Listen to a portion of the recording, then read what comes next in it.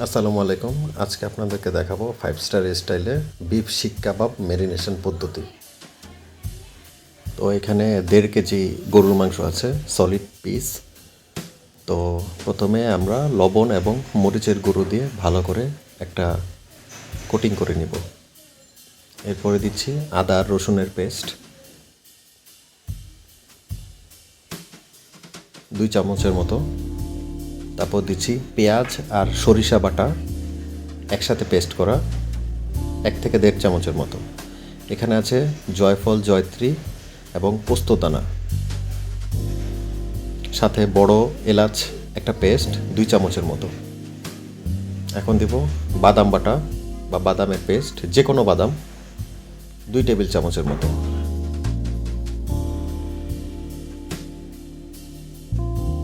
তারপর দিচ্ছি barbecue sauce প্রায় 2 টেবিল চামচ মতো। তারপর সব মোটামুটি একটু মাখিয়ে নেব সব কিছু দিয়ে।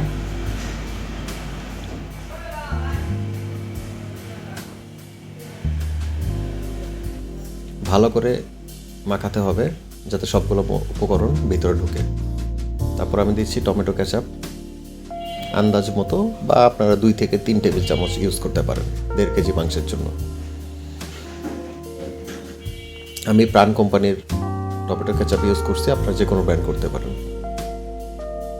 তারপর আমি এখানে ইউজ করতেছি পাকিস্তানি শান কোম্পানির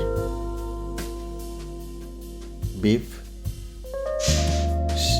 শিক কাবাবের মশলা, দেখেন প্যাকেটটা, বিফ শিক কাবাবের মশলা। তারপর দিচ্ছি সোলেমানি ব্র্যান্ডের বোম্বাই মরিচের যে আচারটা পাওয়া যায় সেটার থেকে শুধুমাত্র অয়েলটা নিব উপর থেকে। 3 থেকে 4 চামচ অয়েলটা নিচ্ছি শুধুমাত্র একটা নাগা ফ্লেভার অ্যাড করার জন্য। তারপর সব কিছু দিয়ে ভালোভাবে মাখাতে হবে। আবার